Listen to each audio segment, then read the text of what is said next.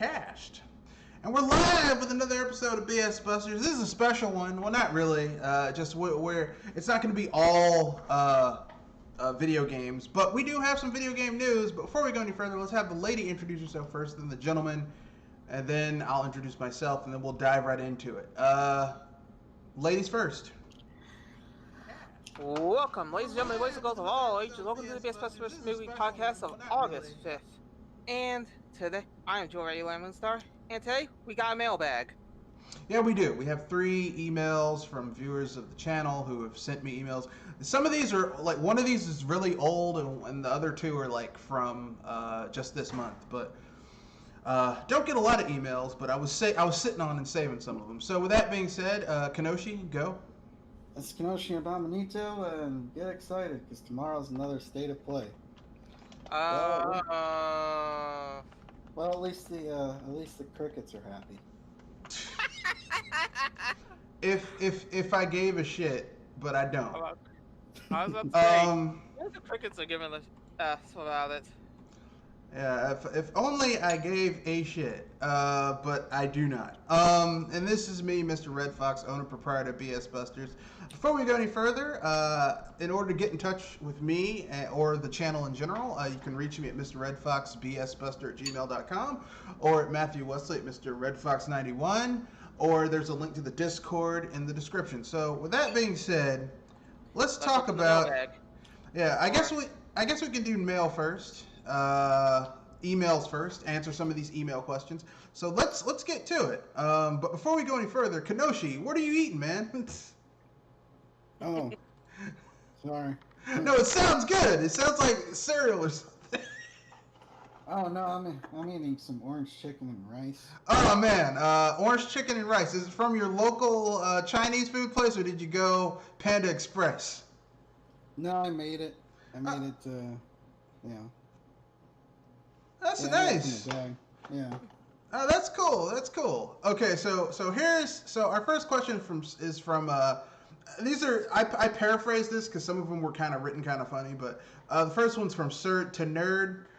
What is a franchise that is unpopular that you secretly love? Who wants to go first? I'll let Kenoshi go so that he can get back to Noshin. I don't know. Okay, I'll answer, and it might get people's creative juices flowing. Even though I talk a lot of shit about how I hate dude bro shooters, I like Halo, which became over time the quintessential dude bro shooter. Like, I like the first 3 Halo games. I don't like Halo 4 or Halo 5 because they don't really feel like Halo games to me. Mm-hmm. But Halos 1, 2, and 3, I really enjoyed playing them, even though I hate the Microsoft console and their games. But I'm a huge fan of the Halo games. So much so that I borrowed a friend's Xbox because he had like the 20 gig 360 and upgraded to the 60 gig 360. And basically, I borrowed his 20 gig one and played Halo 3 on it, just so that I could play Halo 3. Because I like the story and I like the gameplay. I didn't really give a shit about the multiplayer. But that's kind of like a game that, well, it's not really unpopular, but a lot of people don't like the Dude Bro games. I'll tell you another game that I like. It's unpopular amongst a certain crowd. I know a lot of Nintendo gamers don't like GTA, like hardcore Nintendo gamers, because GTA has never been officially on a Nintendo home console. But you're a Grand Theft Auto fan, aren't you? But I'm a GTA fan. But here's the thing. Like, I like the old school GTAs, like GTA 1 and 2 on PC. I don't like GTA 3. I think GTA 3 kind of sucks. But GTA Vice City and San Andreas are my favorite. Well, GTA 3 is overrated. Because like a lot of the gameplay mechanics that make GTA fun to play are either absent in GTA 3 or they're so rough that they aren't enjoyable. I wouldn't make a comment about how unpolished that is, but I wouldn't. But then again, I'd probably invoke anger. I mean, we had to go through GTA 3 to get GTA Vice City, GTA San Andreas. Like, I think Vice City is basically like a better version of GTA 3, and San Andreas is like GTA 3. Why is it you have a 3D game and yet you can crash? You can't swim. You're on an island. Vice in GTA 3, you're in Liberty City, which is basically their fictional version of New York, and yet you cannot swim. Which is kind of odd as fudge. And they kept that same problem with GTA Vice City, but with Vice City, which in Vice City it's almost more egregious because in Vice City there's some missions where you're on a boat and you're like chasing people down and doing stuff like that, and yet you cannot swim in that game. Makes me wonder how hydrophobic are the heroes in that game. Yeah, but then you get to Vice City, where San Andreas, where it goes full on RPG almost. Where like if you want to get better at doing something, like if you want to increase your health, get fat, but then you're gonna get slow and kind of tanky. You know, if you want to be really strong, lift weights, and you'll get really fucking ripped. Like, I think San Andreas is the best game in the series. I even like Chinatown Wars, even though it's not what I would have done, but it's still a pretty fun game. I would say GTA 4 kind of sucks, though, by and large. And GTA 5 is just, eh. Like, it's not terrible, but it's not great. I think Rockstar spent more time and energy. What should have been like expansions for that game was just that effort was put into fucking GTA Online, and I don't want to play like GTA. I know I'm going to get kind of raw with this answer, but playing GTA, a sandbox style game, is kind of like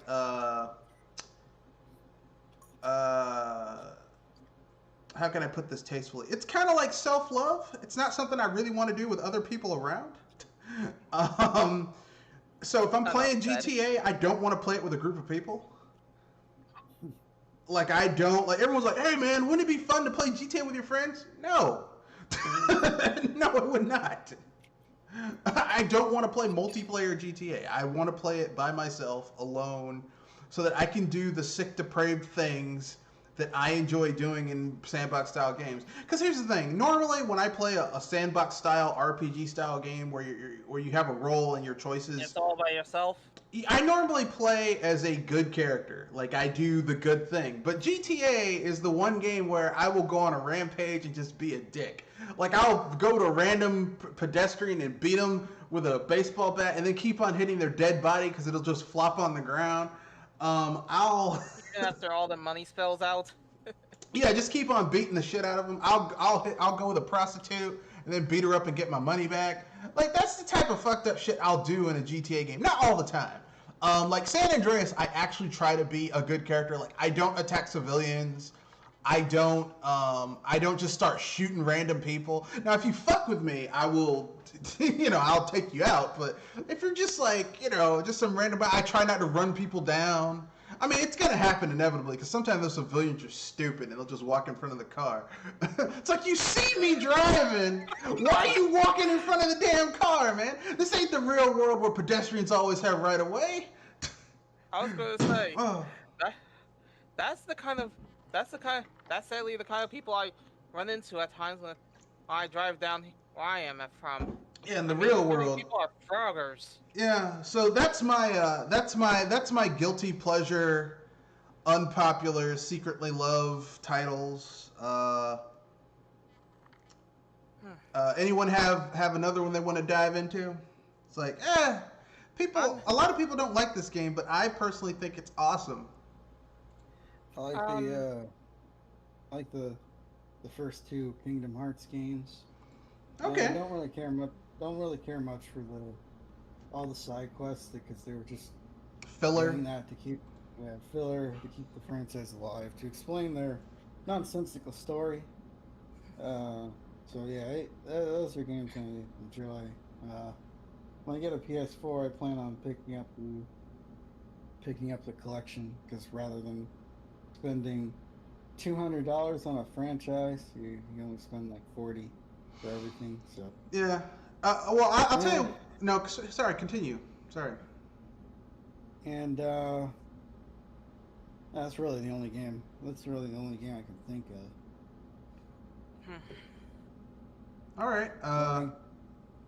Well, I was just gonna say the one thing that I find hilarious is listening to Nintendo fans who also happen to be fans of Kingdom Hearts. They're like, well, Kingdom Hearts needs to be on this on a Nintendo system. I'm like, they don't want to do it. You're gonna have to buy a PlayStation in order to play it. Sorry, or an Xbox, which is weird. I mean, why would you want to do that? Like, why would you? Like, why do you keep on acting all weird, all surprised? Like, I can't believe they, like they ain't gonna do it. They don't want to do it. Let it go and go do something else. But anyway, Jewel. Funny enough, I got two genres that are kind of a bit hit and miss, or rather, one hit and one miss. All right. The hit that I think is being hit hard in a sense right now is oddly fighting games. And this is a weird one because if anything, I get on people's case about Smash being a fighting game at times. Okay, hold up. Is this 2D fighting games or 3D fighting games? Believe it or not, both. Okay, all right. Continue. For 3D, my heart goes to Soul Calibur 2 and 3, mind you, not the ones that are after it, 2 and 3.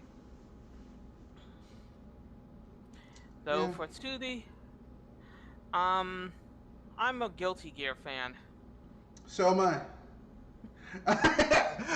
like to me, Guilty Gear is the successor to Street Fighter 2, Street Fighter 3. Yeah. Like. Yeah. And with how fighting games are in the toilet right now, that's how I was thinking. That's how I was feeling that I can at least admit what I feel about those. Yeah. Like, I like Guilty Gear because it's such a weird world. Yeah. That's going on. Have fun trying to make sense of the story from that game. I mean, there is an overall story. It's just kind of weird. I mean, the overall story of Guilty Gear, from what I remember from the arcade, is that like these ultimate weapons were created, and then there was an apocalyptic event to stop the. There was an apocalyptic event where like this super being came from someplace and just destroyed a lot of shit. Spoiler alert: that super being is Soul Bad Guy. And then like the nations that were left after rebuilding were like, we need weapons of our own in case this shit happens again, and those were the Gears.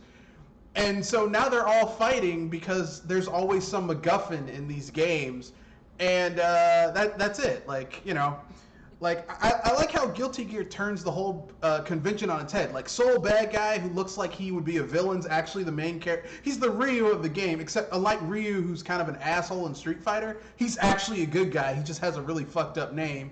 Kai Kisuke, the blue, good guy looking character, is a psychotic bastard. Like villains are actually the people who look like villains are actually the heroes, and heroes people who look like heroes are actually the villains. I like that dichotomy. And none of I main KY. Kai Kisuke. Mm-hmm. Yeah, I like Kai Kisuke. Like, he's the first character I got used to because, like, I was playing the arcade game and I didn't know the story. I'm like, oh, this dude looks cool. What I like about Guilty Gear is that there are no fucking clone swap characters in Guilty Gear. Like, how Street Fighter has Ryu and Ken and they're functionally the same fucking character? Yeah. None of that in Guilty Gear. Different attributes. Every character in Guilty Gear has their own thing about them, and they aren't just clones of each other. Now, they might have certain input configurations that they share, like Kai Kisuke and Soul Bad Guy having similar forward roll punch, down roll punch projectiles, but that's just a staple of 2D fighting games. You're going to see that in a lot of games. No contest there. But yeah, I agree. It is really good. The second one that I'm kind of iffy with, as in admitting that I actually like, would be honestly, ar- arcade machine like games, like the pinball, like the Zen pinball games, Yeah, I like those. which are really, really out there. Like, you rarely see any pinball games in this day and age. I think there's Aren't those high. games kind of nickel and dimey though. What, pinball games? Yeah. I mean, like the Zen pinball ones are pretty good because, like, basically, like the base game is like 10, 12, it's like $10, $15, and then you can buy extra tables or get the season pass and then just get them as they release. But like the thing is, I don't like realistic, I don't like realistic pinball machines in video games because it's like you have a video game, you can do something that real pinball tables can't do, which is why I like shit like Devil's Crush, Alien Crush, Ham Crush on the SNES. Like I like those types of games where it's like this is a video game with pinball and we're going to take advantage of of the advantages that a video game offers, which means the table can change on a dime versus the mechanics that you'd have to put and mechanisms you have to put in a, Pinball machine? In a pinball machine, yeah. Yeah, that's kind of the thing that sometimes I wish that there's more in some pinball games, but there's some pinball games that actually are pretty fun regardless. Okay, here's some breaking news. Sorry to cut you off a little bit. Here's some breaking news for those of you who still give a shit about Street Fighter V. New characters come in Season 5. Dan Hibiki! Oh, no! Rose! Whatever. And Oro! Oh, boy. And Akira. It's like, I don't really give a shit about any of these characters. Is that a guy from Virtual Fighter? No, it's from Fighting Vipers. Okay. Yeah. An obscure Capcom fighting game. Although a lot of people who like Capcom's fighting games swear by Fighting Vipers, I've never played it. I've never played Fighting Vipers, I admit Now it. I have to wonder if Fighting Vipers is on sale. Well, I mean, I think on the Capcom Arcade Collection it's in there, but I've never played it. I've never played Fighting Vipers, so I don't know anything about it. So that's all of us for that question. The next one is from PopRocks 93. If you weren't a Nintendo fan, what console maker would you fanboy over? I'm gonna go first for this one. Okay. Especially since this is probably the one that's more obvious. Since I am a Nintendo gamer, if I wasn't even a Nintendo gamer, I actually would be exploring PC games right now. All right. Kenoshi? Yeah. Same thing. Well, I guess. Yeah, I guess I'm more of a PC gamer now, but if Nintendo were to go away, I'd just be PC gaming. All right. Okay, I'm gonna say something, and people are gonna get mad at me when I say this. But if I wasn't a Nintendo gamer, I would be a PlayStation gamer. Hear me out. What? Hear me out. Hear me out. Okay, I know I talk shit about PlayStation gamers, but my first I said what? Because you caught me off guard. my first gaming love are RPGs, and still, even though RPGs aren't what they used to be, most of the big AAA, AA RPGs, and the massive library of JRPGs is going to be on PlayStation, especially for the last 2-3 gens. So with that, now that's changing because a lot of RPGs are getting ported over to console. I mean to PC. So not so much these days. But to me, that's the thing. I hope that answered your question. The next one. If anyone has anything they want to add, we'll move on to the next question. Then we'll get into these news stories. Oh boy, let's hit the last one. If nobody else has anything to say. Okay, Gamer Girl 88. What or which character in a franchise deserves a spin-off of their own? Ooh, that's a little tricky because I'm trying to actually think of of several characters. But Red Fox, can you take this role? All right. Meta Knight. Meta Knight and Kirby deserves a spin-off of their own. Like if there was a 2D platformer that was just instead of Kirby, it had Meta Knight, I think that could be awesome. Like made it kind of hard because you'd have to change up completely how the characters play because Meta Knight doesn't play like Kirby, even though ostensibly they're the same species. Meta Knight doesn't absorb, doesn't suck and blow. He just cuts. He just slices and dices the shit out of people. He doesn't do that huff and puff thing in order to fly. He kind of glides around. He doesn't have ironically, his flight abilities aren't nearly as good as Kirby's, which is weird because he looks way cooler than Kirby. I think you could totally make a game where you're playing the swordsman. You're playing as Meta Knight, and they kind of did that with like the spin-off games, like oh, you mean like Meta Nightmare and Meta Knight's Revenge, right? Yeah, Meta Nightmare and Meta Knight's Revenge, where you play through all those different modes as Meta Knight, which is awesome. I totally think that you could totally make a dedicated spin-off of the Kirby franchise, except instead of Kirby, it's Meta Knight. Like maybe have Kirby get kidnapped, and now Meta Knight has to save the universe, and he can do it because Meta Knight's badass as fuck. I was about to say, it's rare that Kirby ends up in a mess. Well, considering he's technically all powerful, he can absorb and enslave creatures. Apparently, his stomach is a black hole. There's like infinite space inside of it. Yeah. He can steal the powers and abilities of things that he devours. I mean, like it'd be really hard, but I think they could pull it off.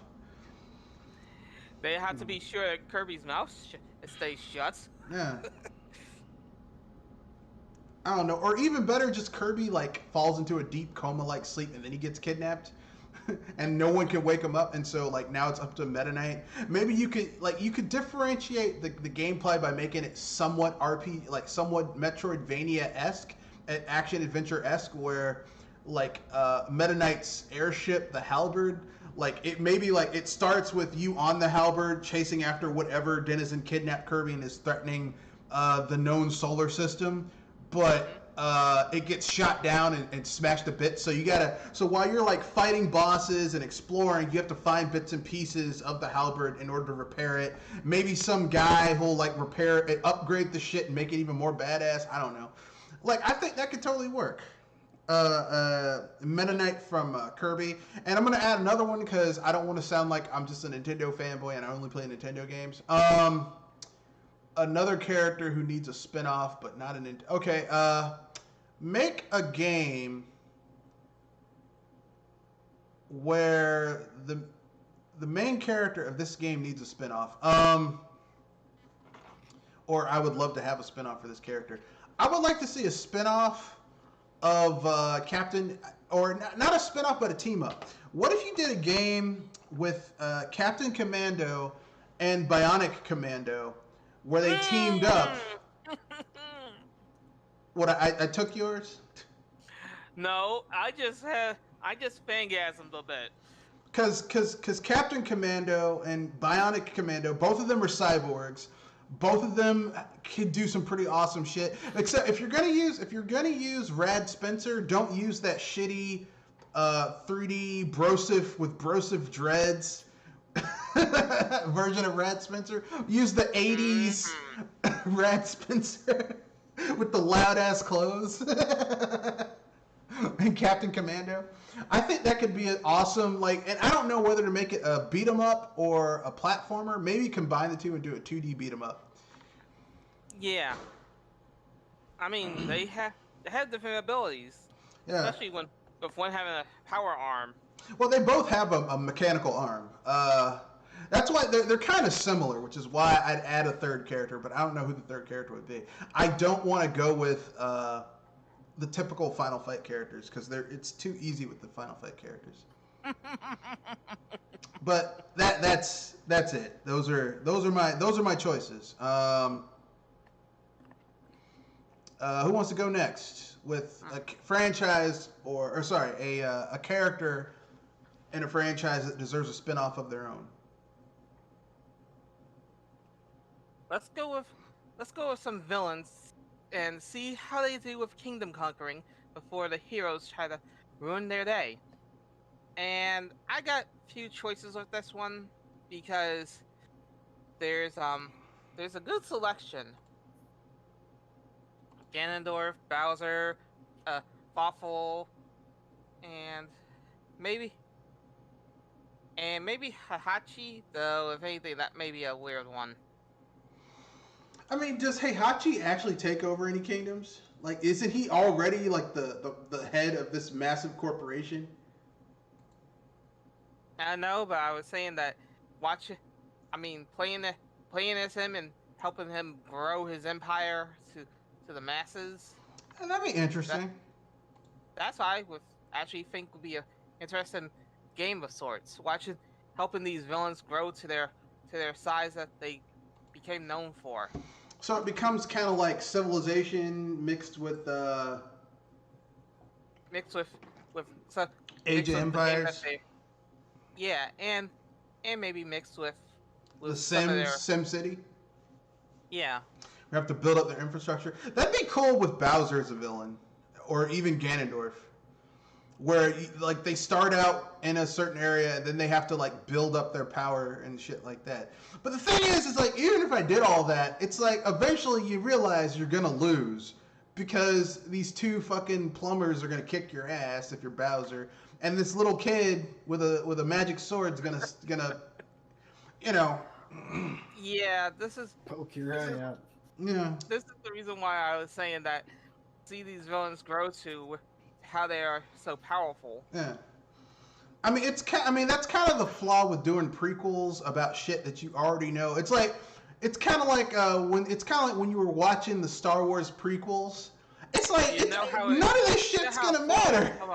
Yeah, it's like, I mean, okay, Phantom Menace, you really kind of didn't know where things were going. But the end of Attack of the Clones, where you see the clone troopers walking onto those proto Star Destroyers, you already know where this shit's going. You're like, yeah, this ain't gonna turn out good. This ain't gonna turn out good for nobody. This is not going to turn out good. The reason why I was saying that watching them grow to the power that they're known for, where if anything, it would cut off right before the true heroes arrive. Like, have a pseudo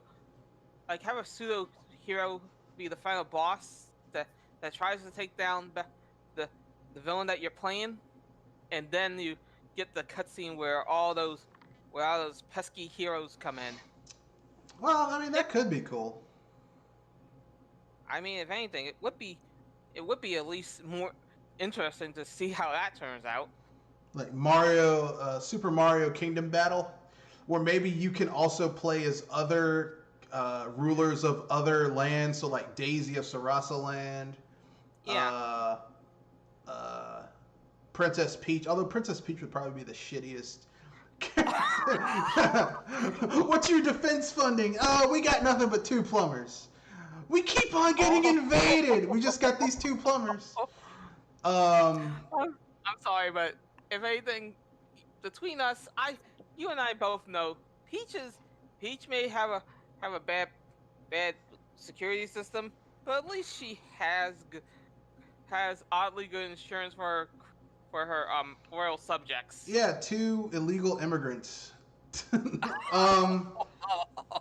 What are your papers, Mario? And your brother too. Mario, Luigi. If you don't produce your citizenship papers, we're gonna throw your ass in jail. Oh no! Sorry, this is just too funny. Yeah. I tell you, she has the worst. Princess Peach is literally one of the worst rulers in video game lore. She needs to be deposed and beheaded.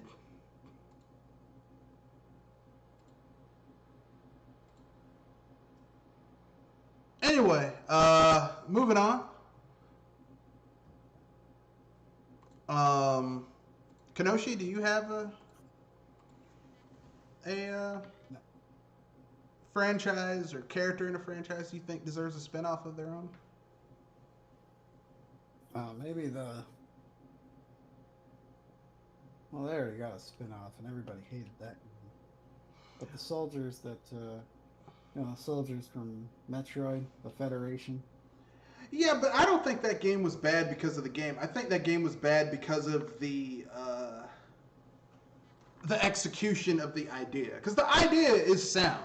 Like, they could totally, but like they put that game on the 3DS, and like the Metroid Prime games need to be on a console. They don't need to be on a handheld. Yeah, but in this game it would be an RTS sort of thing. It's kind of like Halo Wars, yeah, or StarCraft. StarCraft makes more sense. Yeah. But like a small scale StarCraft, where you only have a squad of Marines and not like a huge platoon or something.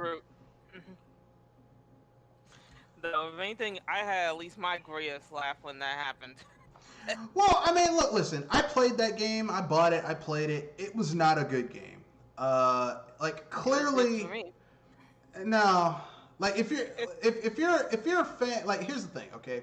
There's certain games that really, in order to make that style of game, it needs to be a big, like, you need to put the time and the energy and the budget to, like, basically, bring it to its best. And that game being on the 3DS kind of hindered it from being at its best. I know why they did it, because they wanted the sales to be a certain amount, because the Metroid Prime series sales kept on going down with each new iteration. But, like, putting it on the 3DS wasn't helping. I don't understand these Metroid fans. People don't like Metroid as much as they think they do. Well, I mean, it's not that people don't like Metroid. It's that there's two types of Metroid. There's the 2D Metroid, so fans of that are going to be like Metroid Zero Mission, Metroid, shit. Metroid Super Metroid 2, Super Metroid, Metroid 2, Metroid Prime Corrupt. No, those are the 2D. Prime Corruption is 3D. That's a completely different fan base. The 2D fan base are gonna like Fusion. That's it. That's what I was trying to get. They're gonna like Fusion, Zero Mission, Return of Samus. They're gonna like those games. And I would say Other but Other was trying too hard to be the best of both worlds, and it just doesn't work. And then you have the 3D fans, which are a shallower group of people, but Metroid has always been kind of like that marquee title that even though it doesn't sell gangbusters, it shows off the power of the console and just what you can do if you actually put your developers in a position where they can explore the tech and all that shit. You cannot do that on a 3DS system. It just the sacrifices they had to make was too much for it to bear. I think that's why I liked it, because I actually got a challenge trying to pull some of those off. Yeah, well, I mean, for you, I can understand why you liked Fusion Force because basically for you, or Marine Force, you liked it because you don't really like getting lost in the world of the Prime games, because that's just that doesn't really appeal to you. But that's a core aspect of the Prime games, and if you can't have that type of expansive world where you can get lost in on a 3DS title, by and large, it doesn't make sense for you to try and, like that game should have been on a home console. I'm just saying.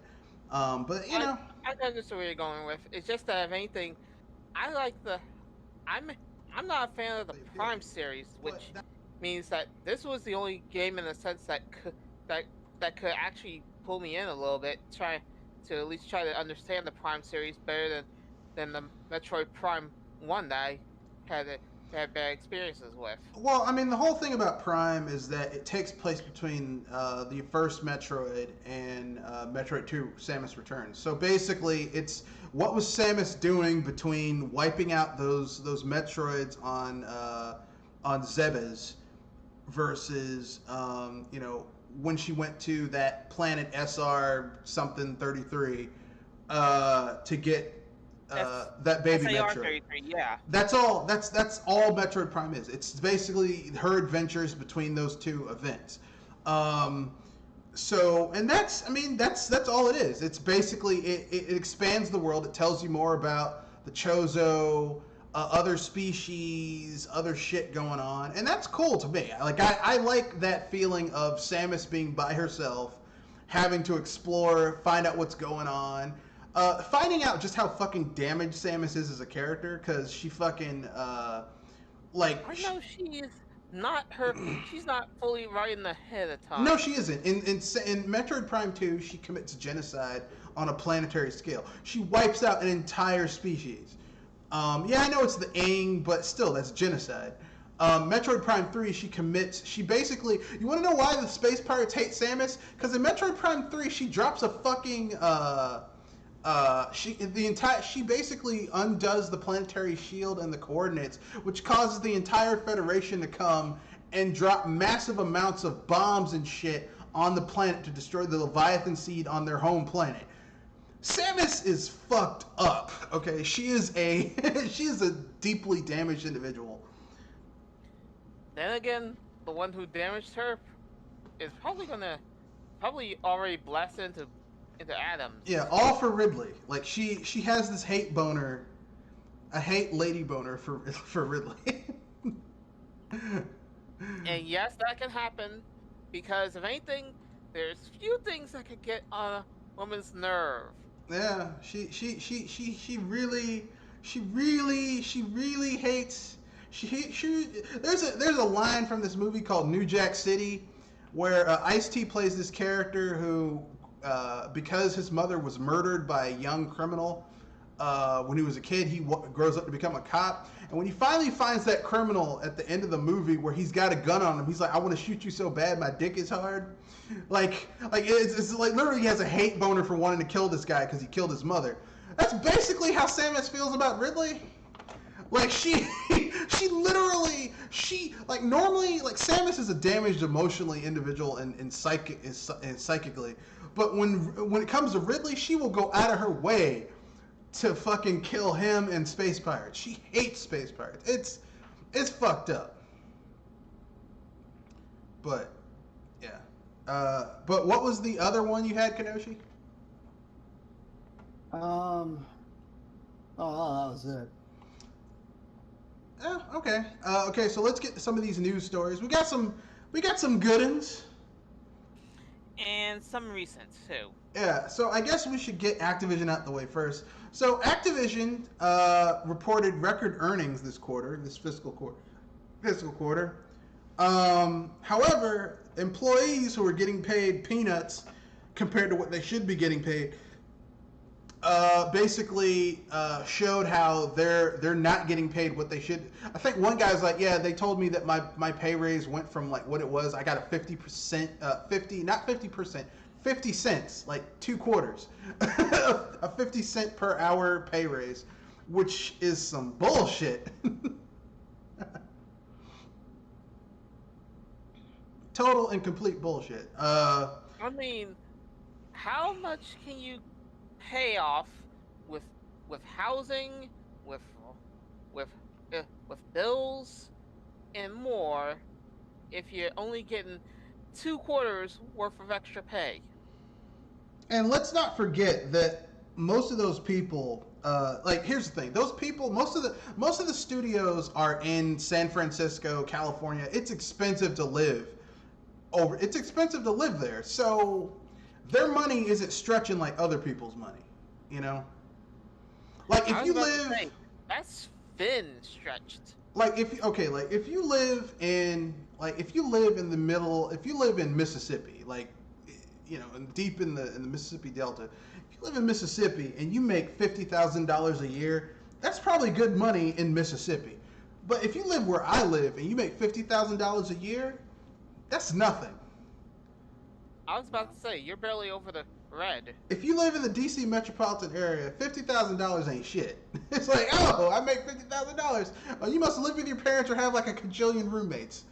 Yeah. Like, in order for you to live comfortably in the DC metropolitan area, you should at least make 6 figures after taxes. Which is kind of scary. Which is pretty ridiculous. No, look, man. Look, listen. We have a highly educated populace. If you're educated, you should be making that type of money. When you're not educated and you're not making that type of money, that's when shit's fucked up. You know, it's what the fuck did I go to school for if I can't make six figures or more? But yeah, the cost of living is high. And here's the thing: DC metropolitan area doesn't even have the highest cost of living in the U.S. You got to go to New York, California, to see that shit. Funny enough, that's supposed to be where one of Blizzard's bases are. What, California? Yeah. Yeah. It's high cost of living. I don't know what to say, but they're basically. But this is why they were making so much money last year during their fiscal year, because they basically were underpaying their employees. Because remember, all those things were like, oh, this Call of Duty didn't sell as well as the last one. This one didn't sell as well as the one before that. So how are they making more money? How are they making more money and yet they're not generating as much revenue off of their games? That's why. The most obvious is basically firing people for a certain time. Yeah, firing people, not paying people what they should be getting paid for what they're doing. This is business. This is bad business 101. And Reddit could tell you that this is the kind of business that could earn you employee ire for years. Well, listen. Look, I'm not saying that I agree with it, and I'm not saying that it's right, but Bobby Kotick is doing his job. His job as CEO is to make sure that the investors get their money. That's his primary job. Okay. The thing is that how they make their money is not. Well, yeah, it's not like, okay, look, if you there's other they could basically say, okay, we're gonna take some of these new employees and we're gonna spin them off and have them make budget titles to get their coding skills up, and then once their coding skills reach a certain level, we'll fold them into bigger teams so that they can basically bigger studios under us so that they can work on the bigger games. So that then they're more talented and they can do more shit. But none of that's being done. It's just, we'll do this, we'll do that. It's bad business. It's bad business. But what are you gonna do? What are you gonna do? Last door. The thing is, I don't really buy Activision games anyway, so the only thing I can say is don't buy their games. But, people clearly are already doing that, and they're still fucking over their employees, so what are you going to do? Yeah, that's a hard mess there, especially since some of those games are ages old. Yeah, well, basically, Activision's been using the same engine in their Call of Duty games for years now. So, what are you going to do? Our next story, I'm not going to cover the Sony thing because I think everyone knows that Sony's full of shit anyway. So our next one is Mulan is coming to Disney Plus in September. Yeah. If anybody's wondering why I'm a little bit uneasy about this, it's the live action variant. Yeah, it's the live action Mulan, and guess how much they're charging people to watch it on Disney Plus? $20 bill? $29.99, so $30. Yeah. Now, mind you, this is a Mulan. This is the live action Mulan. Is not a musical. It has no Mushu. They took away the romantic subplot. So you're not gonna have that tension of will they, won't they? And the chick playing this version of Mulan looks mannish as fuck anyway. Like even without the. What the heck are they doing? The fact that they're. What's going on over there? Excuse me, why? You want to know what's going on over there? Hurl. You want to know what's going on over there at Disney? I'll tell you. Disney is hemorrhaging money because they can't open their theme parks, and even though places where they have opened their theme parks, people don't want to go. Like the people coming to theme parks is down. They can't normally they could rely on, well, we'll release this movie, we'll release that movie, and that movie's going to make a lot of money. People aren't going to movie theaters. So basically, like, Disney is between a rock and a hard place, and they're hemorrhaging money. Actually, they're between two rocks and a hard place, because let me just say this. They're already screwing up their movies. They're already screwing up their legacies, as in they're messing with current stuff that shouldn't be messed with. And they have a physical place that they have to run. Yeah, well, basically, Disney's big thing is, like, okay, the normal things that they can fall back on, like, okay, we can't open the parks, well, we can put out movies. They can't fall back on movies because the theaters are closed. And not, like, even though people are like, yeah, we made money off of streaming, yeah, that's nice, but not nearly what you would have made if it released in theaters. That, and also, how well those movies performed well. Ooh. Well, I mean, okay. See the pit. Think about it like this, okay? Scoob was the test case. Scoob came out, and I think it made 100 million, 116 million. I think overall it made maybe 150 million. And yeah, most of that money is going to the studio and the company that is going to WB. But if that movie had gone to theaters, because there's a 90-10 split the first week of movies out, that movie could have made like 500 million, and 400 million of that or more would have gone to WB. So even though they're like, yeah, this was good, it's like, not really. Streaming is not what people think it is for movies. Yeah, I was just saying that it's bad enough that the movies are having a problem being released because, well, of the situation that's at hand. But if you're not even getting streaming cash, yeah, that means something is wrong with your movie. Well, I mean, it's not that. It's just people aren't streaming like that. Like, because the streaming prices the first week are really high. Like, the first week a movie comes out on streaming, they're like $20, $30. I'm gonna keep it real. When I pay to go see a movie, I don't pay full price. I pay matinee prices. There is no way on God's green earth I'm gonna pay $20 to watch a fucking movie. I'm cheap like that. Like, if I can watch a movie on matinee, where I live, matinee is between 12 and 6. So if you know, it's between when the theater opens. So it's between, like, the theater opens at different times during the year. So, like, in the summer it'll open at like 8, 9 o'clock, and between there and 6 or 5 there's matinee pricing. I don't pay full. In matinee where I live was $6.50, $6.49. I'm not paying $20 to watch a fucking movie. I would have watched Mulan, but not for $20. Yeah. Out your damn mind. But as I was saying, that if a movie is good, then it will at least get off some good prices, even if it's not as big as they expect, like with Scoob. Yeah, well, I mean, like I said, the hilarious thing with me is that Disney, like, all these companies are charging way too much because they're like, well, it's a bargain because you can watch it with your whole family. I'm a single person. I live alone except for my dog. I don't fucking have a family. Like, why? Like, here's the way I look at it, okay?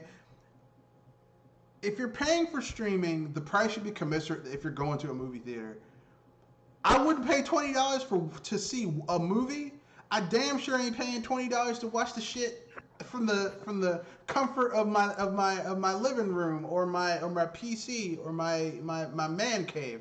So, you know, the thing is that they're thinking, well, you know, they're not gonna be able to. We're the only game in town. Where are we gonna go? Yeah, well, I got tons of shit to watch. Okay. I got Netflix, Amazon, and Hulu. I'm good. Not only that, but they also got, if they only charge like $10 a movie, and 15 people are in their living room, then they're not going to see the 15 times $10. Oh yeah, I understand that. So they're trying to recoup as much as possible. No, I understand that, but here's the thing: it's not my fault that they over budgeted for this film because they were expecting it to go do gangbusters in China. Oh yeah, that's not my. Look, listen. The onus is on the people who made the product, not the people consuming it. The onus is on them for their bad decisions. First of all, why the fuck would you remake Mulan anyway? Like. When I think of the Disney classics, Mulan is not one of them. The thing I remember about Mulan was that the story is pretty good. Pat Morita played the Emperor. Eddie Murphy voiced Donkey. I mean, the dragon, Mushu. That's a donkey. Dragon. Which is kind of an interesting Freudian slip, because it might as well just be the same thing. No, I did it on purpose. Because whenever Eddie Murphy does animated stuff, he does the same voice in every single animated thing. Like, I saw a test footage of him, of the Hong Kong Phooey film. Now, if you know anything about Hong Kong Phooey, if you ever watched the old Cartoon Network Boomerang thing, he was voiced by Scatman Crothers, who sound like this. That's right, Spot. We gotta go stop the criminals, Spot. Whereas, it was basically Eddie Murphy doing a donkey impression. That's right, yeah. I'm Hong Kong Phooey, I can't do an Eddie Murphy voice, but you get what I'm saying. It's like he was not trying at all to sound like anything but Eddie Murphy. And here's the thing, I know Eddie Murphy can do voices because I've heard him do voices. Yeah. I've heard him do Richard Pryor. I've heard him do Mr. T. I've heard him do Bill Cosby. But he cannot, when it comes to animation, he just does the same shit every time. And it also might be the voice director. Yeah, we got Eddie Murphy. I want people to know it's Eddie Murphy. Okay, whatever. Yeah, so it might just be the voice director. It's like, we just we want our audience to know that this is Eddie Murphy. We spent money on Eddie Murphy. We got Eddie Murphy. Anyway, what I remember about Mulan was that I liked the Man Out of You song because, dun dun dun dun dun dun dun dun dun dun. It's pretty catchy. It's a pretty good song. Jackie Chan did a cover of it. It was also pretty good. Like, I'm just saying, like... So, basically, this film, this new Mulan, it's not a musical. You don't have Mushu. The female actor is talking shit about the people in Hong Kong who are fighting for their democracy. You also got to know that Disney does make a lot of money in China. Like I said, not my fucking problem. Look, here's the thing. She probably shouldn't have said anything. All right, here's the thing, okay? Look, okay? Here's the way I feel about it, okay? If you build your business to where the only way, like, it's kind of like these companies that make it that the only way their company is profitable is through some tax loophole or some type of write-off or something, or subsidy they get from the local or state government, and then that subsidy lapses and they shut down. Like, here's the thing. If your business can only be profitable through a loophole instead of hard work and putting out a quality product, your business model sucks. If the only way you can make a lot of money is by being in a market that isn't all that stable, because China at any moment can say, we don't want foreign companies to put movies in our theaters. And that's revenue stream gone forever, or whenever the fuck they get tired of it. It's not a good business. Yeah, China has a lot of people. Big fucking deal. Why doesn't all these studios bring back the mid-budget films, the low-budget film, the mid-budget? Like, everything is either indie, so small, or like AAA. Bring back the mid-budget films. Yeah, it seems like movies have the same problem video games do. Yeah, where's the mid-budget? Where's the $30? Where's the $30 million, $10 million, $20 million movie? The last mid-budget film that made money was Deadpool. That was that film had a budget of like $30 million plus another 30 for marketing, and that was it. like the tech has gotten so good that you don't need to spend 6 arms and a leg to 8 arms and a leg to make a movie. No, all you need is look. If you have a good story, that's all you need. But whatever. Enough of the Mulan. So yeah, it's coming to Disney Plus in September for $30. Fuck that. I'm not paying for it. I'm not buying it. I'm not watching it. So if you want me to review it, unless you can gift me a copy, I'm not watching it. Plus, I don't have Disney Plus, so. Yeah, I know. People are like, but you have Hulu. Yeah, I don't. The other shit they add with Hulu, like Disney Plus wasn't attractive to me because I'm not into Disney like that. And ESPN, I don't watch sports that much, so. Yeah, I got it free with Verizon. I need to make sure to cancel it next time. Yeah. So then we have, let's see what else. Pikmin 3 Deluxe launches. All original DLC and new content coming in October. That's good if you're a Pikmin fan. I could care less about Pikmin. Well, here's the thing. If you're a Pikmin fan, you already have Pikmin 3 on the Wii U. Well, they're going to buy it again because that's just what people do these days. Me, here's all I'm going to say. Here's more regurgitated shit that I'm not buying. I already have Pikmin 3, not buying it again. There we go. That's all I'm saying. And I have it on the Wii U, so. Plus, it's going to be a little gimp, isn't it? Yeah, because you don't have that second screen thing, but whatever. All I gotta say is this: I'm tired of fucking remakes of shit that came out last gen. Like, you guys spent time, energy, and money remastering this game when you could have just put out Pikmin 4. See, it's shit like this that makes me just say, Nintendo, what the fuck are you doing? What's going on over there? And where are they based off of? Kyoto, Japan? Furukawa, you're fucking up. So here we go. Comedy Central is reviving Ren and Stimpy after years of controversy. So John Kay, the guy who created the original Ren and Stimpy and Ren and Stimpy's adult show, that was the one that basically really elaborated on Ren and Stimpy's relationship, where we found out that, yeah, they were totally gay, and that Ren's the pitcher and Stimpy's the catcher. And if you ever seen the adult show, there's you can get the Blu-ray because they only showed like half of the season because some of those episodes were so hardcore that they just never showed them. But I have the Blu-ray and I watched the show, and like one of the first ones is about how Ren and Stimpy are living in this giant's nose, like in the back of his throat. And they leave because they're tired of his uvula, that's the dangly thing at the back of your throat, always getting in between them when they're in bed. And it turns out that they're totally gay. Like, Ren is fucking that cat. Wow. Stimson J. Cat is the pitcher. And Ren Hoek is the pitcher, and Stimson J. Cat is the catcher. Which makes a lot of sense with how they act like an old, abusive married couple. But, Stimpy, you idiot! But I still like Ren and Stimpy, even though it's kind of fucked up. Like some of the original Nickelodeon ones, like the Happy Joy Joy one, where Stimpy puts that happy helmet on Ren. And makes him listen to that song by Stinky Whistleteats. Happy joy joy, happy joy joy. That whole song is about a guy threatening to commit suicide. Wow. Yeah, Ren and Stimpy was surprisingly dark. Like, goddamn. They got away. Yeah, I tell you, Nickelodeon just let people get away.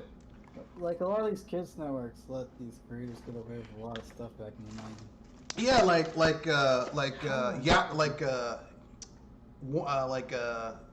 Animaniacs with fingerprints, or Dr. Scratch and Sniff's Big Date, where he goes on a date to he takes his date to a drive-in movie theater, and basically the Yakko brothers and the Warner brothers and sister Dot basically play third wheel, and essentially they're bouncing around in the car screaming, but then you see all these other cars bouncing where people are screaming because they're fucking in the movie theater. They got away with it. They did that. They totally did that. Or the time that they went back in time to Beethoven's Beethoven's opera. Beethoven, where he's trying to figure out his Fifth Symphony, and he's like, "I'm a pianist," and they were making the joke that pianist sounds like penis.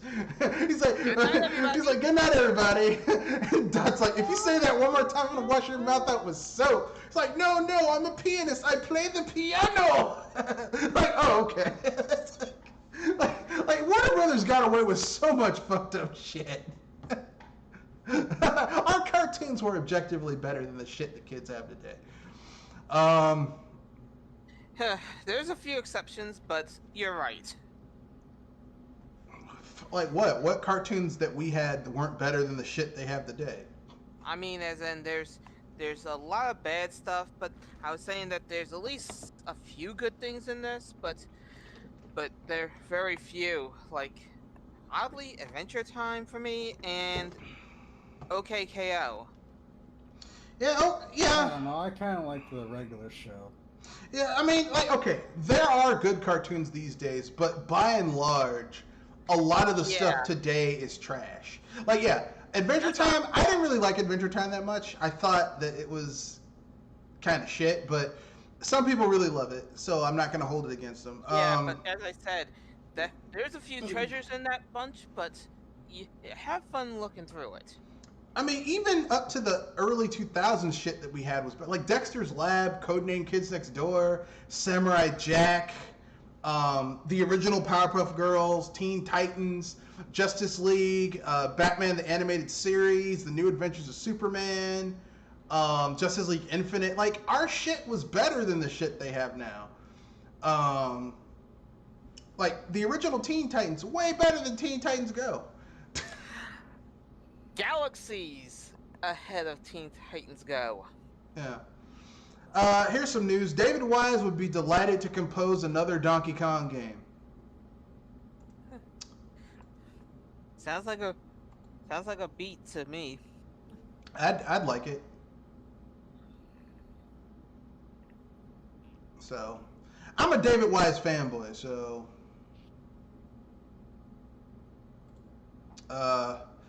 because, I mean, a lot of the music that he's done has been really fucking awesome. So I would love to see him come back. I would like for Retro to get one more bite at the apple just so that we could finally say that their Donkey Kong Country games aren't as good as the originals. So we can get it out the way. Can you at least say that they're good? They're good. They're just not as good as the originals. At least I can take that. They're 1-to-1. Like, if you compare them, like Donkey Kong Country Returns, it's good. It's not as good as the original Donkey Kong Country. Donkey Kong Country Tropical Freeze, it's good. Not as good as Diddy Kong's Quest. So if they did a third one, I'd be like, okay, now we know that Retro, like everyone's like, Retro is the new Rare. Nah, no. I was gonna say, at least Retro is trying to make their own standout Donkey Kong series, but if they keep on getting compared to Rare, it's kind of hard to look over that shadow. The problem with the Tropical Freeze games is that whoever was in charge, or with the Donkey Kong Country Returns games, the problem with those games is that whoever was in charge of directing that game and the direction of it forgot the thing, okay? The Returns games start out as, like, they're kind of challenging, but they thought that basically making the game unnecessarily punishing, like, here's the thing, okay? Like, unnecessarily punishing. The original Donkey Kong Country games can be hard, but they're fair. When you fuck up in a Donkey Kong Country game, the original, the rare one, it's your fault. You fucked up. There's shit that happens in Donkey Kong Country Returns and Tropical Freeze where it was there just to fuck you over.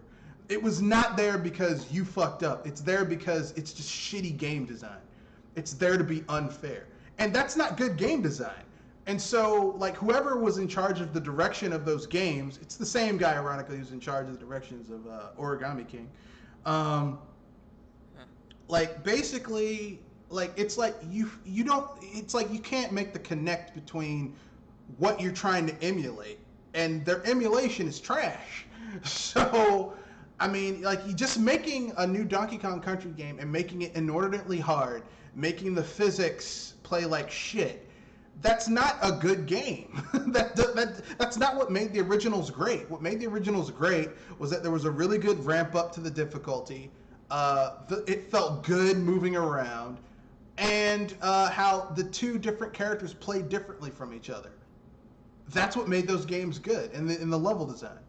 And that's missing. I mean, yeah, there's like every level in Donkey Kong Country Returns and Tropical Freeze feels like a set piece, but without the other aspects of, you know, the great controls and the fluid movement and the fluidity of the movement and the platforming just feeling good. Like in Donkey Kong Country, like chaining a series of bouncing jumps off of multiple Kremlings just feels good. It's like, yeah. I don't feel that in Donkey Kong Country Returns. It's like, I'm trying to control the character, and I'm trying not to run into these dudes. Even the super roll is kind of bullshit. It's like, they're good, but they're not as good as the originals. I would have preferred them just do something different entirely, rather than try to... Plus, their villains are trash. I mean, the Tikis in the first game, and the Woolies in the second one, If anything, the Tikis are the weaker of the two. Even the final boss in the second game, his pattern is literally a rehash of King K. Rool's pattern in Donkey Kong Country, Diddy Kong's Quest. And, like, I didn't recognize it the first time I played it, but the second time I played it, I did a back-to-back. I'm like, these lazy-ass bastards. I mean, I know you guys have an envy boner because Rare made the better games, but shit, you didn't have to steal their boss pattern. But hold on, they actually took King K. Rool's final boss battle as in the true one, or the one that normally ends the story? The first one. Oh, okay. The first one, the boss pattern for the final boss of Tropical Freeze, the pattern is almost a 1-for-1 of that boss fight, which is, I mean, I know to them they're like, it's an homage, but I'm like, if you guys are so lazy that you can't even do something different, I'm unimpressed. I'm unimpressed. Those games, listen, Tropical Freeze and the Donkey Country Returns games are okay. They're not great. They're okay. They're not like, let me put it this way. If you were to go back in time and take those games and retool them down, and let's say Rare never made their games, right, and took those out and put these games in, the Donkey Kong Country games would not be nearly as popular as they are if Retro made them like they made Returns. They would not be nearly as good. So that's the gold standard. The Rareware gold standard, and they don't pass it. They're not even close to it. So, you know, it is what it is. But David Wise was part of that magic because he composed a lot of music for Rare back in the day. You know, if you played the first 3 Donkey Kong Country games, you were playing David Wise music, and it was awesome. He's one of his favorite tunes is one of my favorite tunes from him is the Sticker Brush Symphony. You know, for those of you who died cajillions of times in the Bramble Scramble levels, you know, that chill ass music while you just die all those damn times and get frustrated. There you go. It's funny that I could actually remain chill when playing some of those levels. Yeah, because of the music. You know, that Bramble Scramble music is just like, wow, why is this music so chill? But then you like start playing, like the first Bramble Scramble's not that bad, but the later ones, oh man, those levels are tough. Oh jeez, especially trying to find all the DK coins and secret exits and bonus levels. Oh. That was difficult. It was, but you know, especially when you are fighting beeping winds while trying to not get trying to not crash into the vines. Yeah, that sounds like the squawks level on the bonus levels. That when you turn into squawks and you gotta, it's like, oh shit, not the wood. Oh god, damn it, fuck you, like that. That's so good. No, you're taking me back. I'm not gonna talk about the Intellivision Amico being delayed to next year because I don't think anyone gives a shit about that new console. Wait, what? Yeah, well, basically, Tommy Tallarico, you guys may know him as the electronic playground guy, but he also made music for the Sega Genesis. Yeah.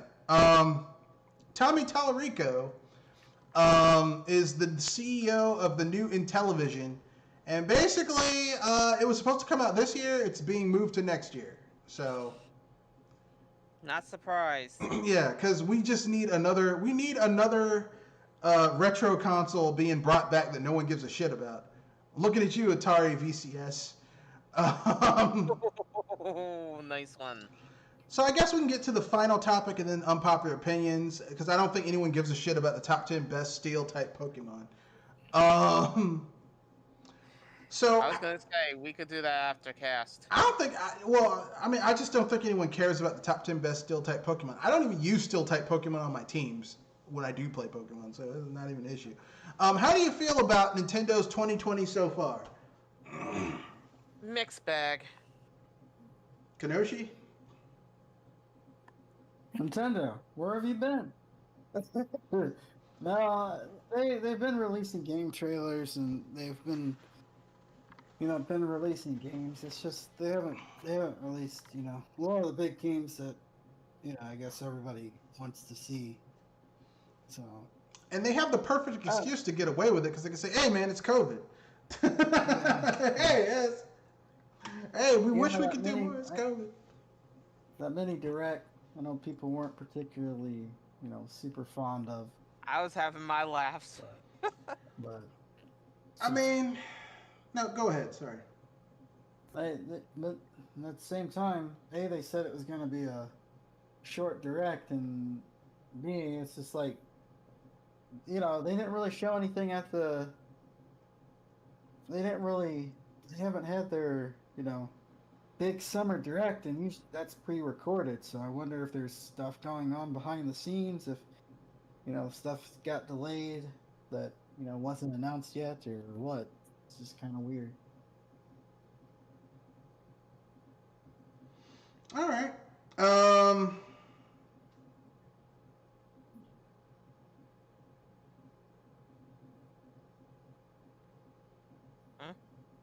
So I guess it's my turn. I said I was mixed because basically, I actually got some good news from some of those game announcements, and I actually am looking forward to some of the stuff that coming in the future. How I feel about it is about Nintendo's things thus far. Meh. It's like here's the thing. The one new game I bought on the Switch is Origami King. I wasn't really that impressed with that game. The other game I bought on the system this year was the new Fire Emblem game. Well, actually, it's a fucking regurgitated version of the Fire Emblem game from the Wii U. And I bought it because I'm a fan of that game, and I beat it, and I'm like, this is nice. I beat it again on New Game Plus. I mean, I'm tired of remasters. Like, where's the new shit? Like, because, I mean, like, I know that COVID and all that stuff, but, I mean, surely you guys have some new shit you could come out with instead of just keep on re-releasing the shit that came out last gen. But that's just me. Like where's the like the lady from that old Michael Dukakis commercial from back in the day? Where's the beef? Where's the new shit? Where's the beef? That's nice, but where's the beef?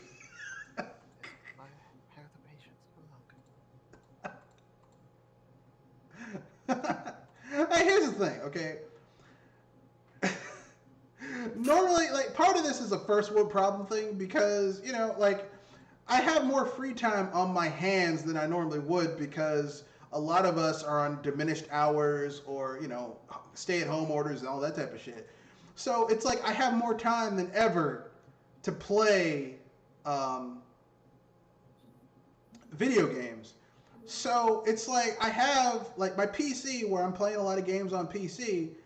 Then I got my Switch, and they're like, I'm like, man, I wonder what new shit they're gonna come out with. And I turn around, hey, we're announcing some shit that you probably already own. And I looked at my library of Wii U games, I already have that fucking game. No. I'm like, and they're like all like, you know, they're all excited. Yeah, hey, you want to buy some shit you already own again for $60 goddamn dollars? Here you go. Well, it's just, you know, this is Nintendo recouping from the Wii U. Essentially, this is sort of their you know, it's like, well, these games made us a fair amount of money on the Wii U. Let's double dip. Them. Yeah.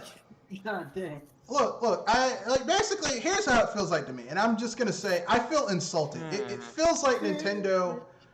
It feels like Nintendo went back into the kitchen, and they took their dick out and dipped it into my soda, and brought it to my table, and I drank it, the first time with the Wii U, and then they're like, well, he did it. He drank it the first time. Well, let me do it again, but this time I can see them doing it. I'm like, I don't want that shit. Ew. Like, that's how it kind of feels. So no, thus far, their year has been mad to me, thus far. And when I say mad, I don't mean that as in it's terrible. It's just, it's mediocre. It's of medium quality. Hasn't been a great year thus far. Hasn't been a terrible year. It's just in the middle. You know, it's not a 10 out of 10. It's not a 1 out of 10. It's a 5 out of 10. It's in the middle. Okay.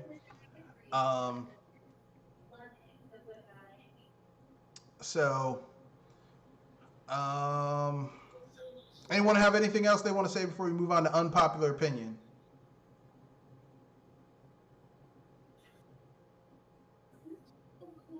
Okay, then I guess we can move on to unpopular opinion. So, oh shit, I forgot. Well, no, we'll cover this Saturday. We'll cover the Ubisoft shakeups and fuck-ups on Saturday. So here's unpopular opinion. My unpopular opinion is this. I know a lot of people hate this film, but I love it. I watched it as a kid, and every few years or so, I'll pull it out and watch it again, and I enjoy this series. So here we go. This movie. So George Lucas in the 80s made a series of films after the end of Return of the Jedi. He made a fantasy film for kids called Willow, which I do love. I love Willow. I like that movie. And then he made a Marvel film. He made a Marvel film that a lot of people hate, but I love, and was called Howard the Duck.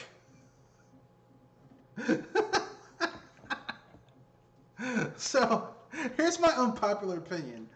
I love Howard the Duck. I think it's a really good film. I think it's underrated. I think a lot of people hate that movie, but it really is not that bad.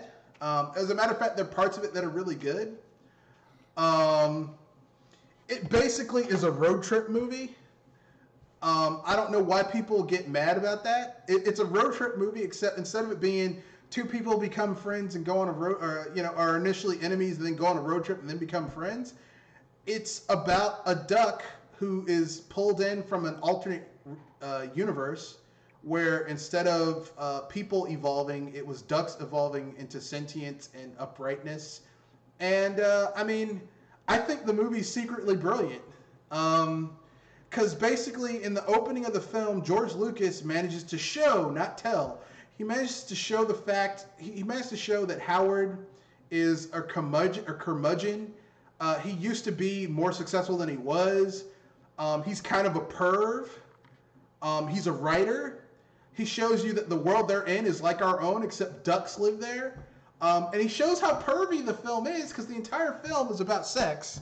I was about to say, it's hard to not miss the obvious. Yeah, all of Howard the Duck is about sex. The whole film is just about... The opening of the film shows Howard, who is a writer. He also writes screenplays and shit like that, but he's a writer. And he's published in Playduck, which is Playboy in that universe. And the opening of the film, when he's about to get... when he's being pulled out of his reclining chair by these scientists into our reality... Like, there's this female duck, and she's about to go to town on herself in a bathtub, The Shape of Water style.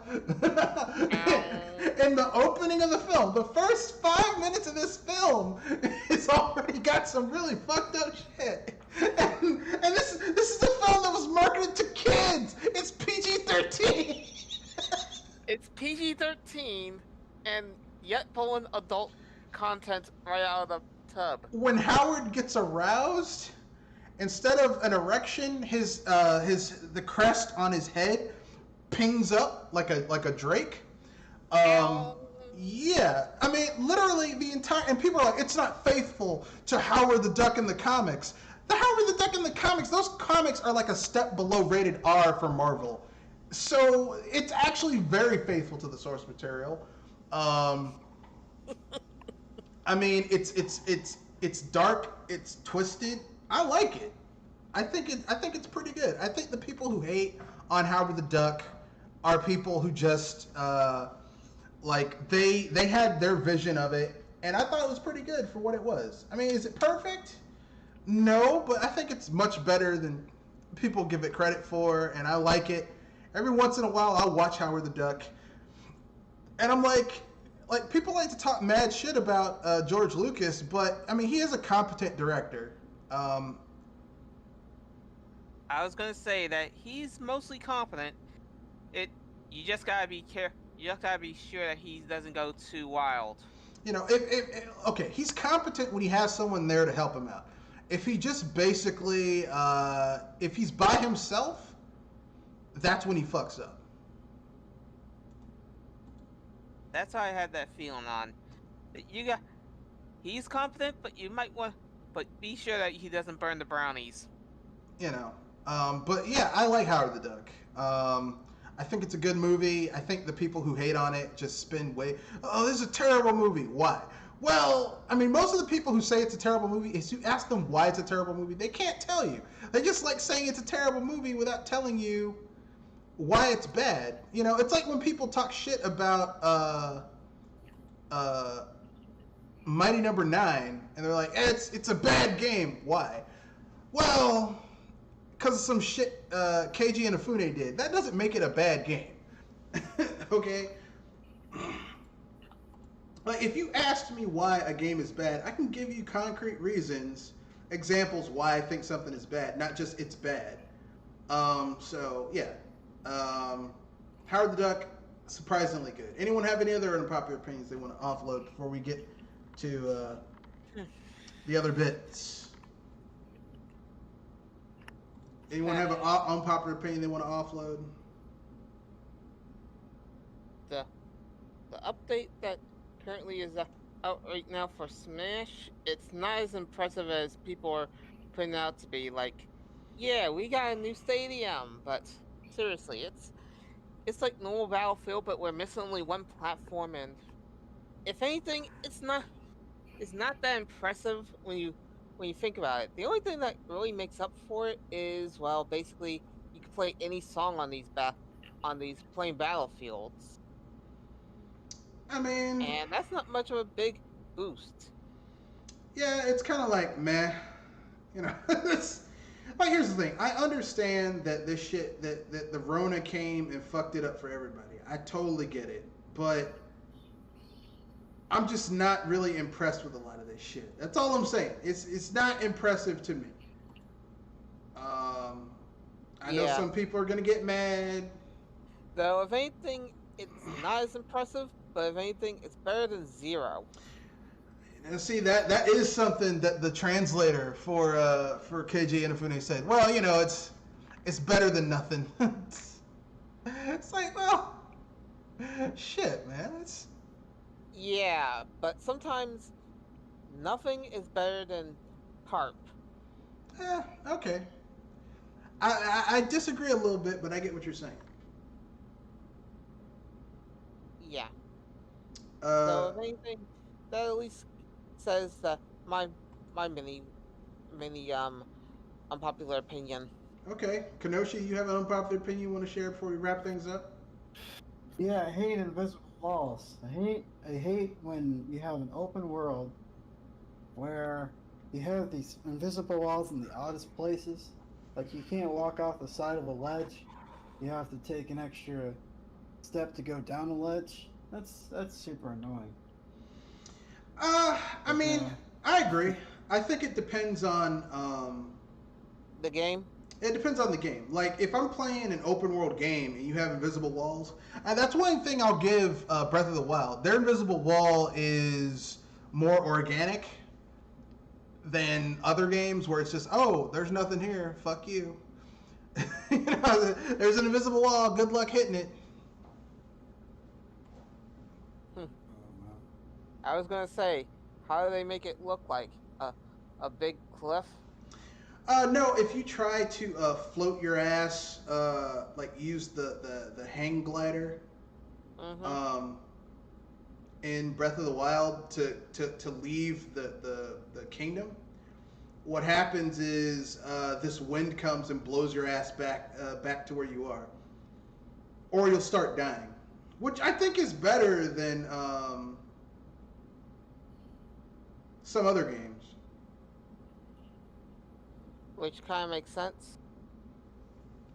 I mean, look, listen. If you play like other games, give you unclimbable cliffs.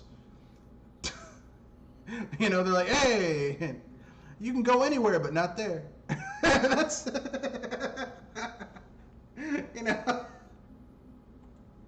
Mm-hmm.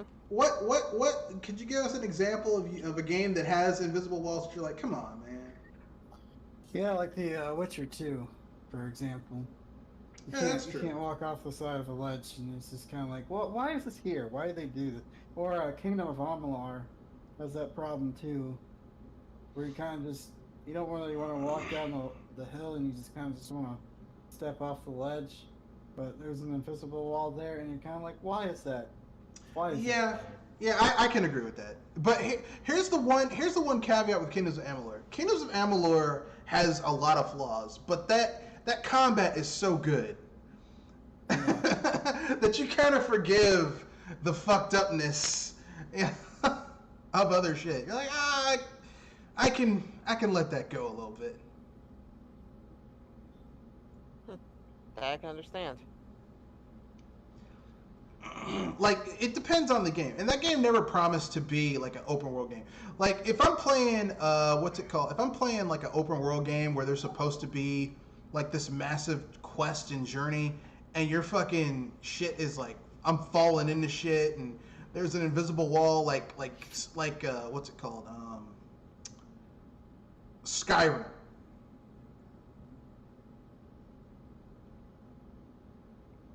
Like I hate Skyrim. Skyrim is terrible. Yeah. Like Skyrim's invisible walls where you're just like, okay, let me go over here and do this. Shit, it's just like you hit an invisible wall and there's nothing you can do. You're just fucked, you know? Mm-hmm. It's lazy. It's really lazy. That like you know, if you're not gonna have an open world that feels believable, like there's shit going on without you being there, it's not gonna work. It's just not gonna work.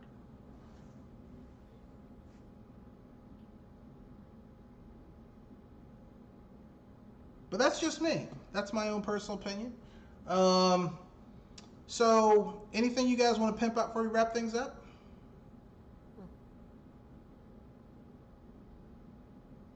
Okay, then. I guess no one has anything they want to pimp out. So with that being said, that's the end of the podcast. Remember, rate, comment, share, subscribe.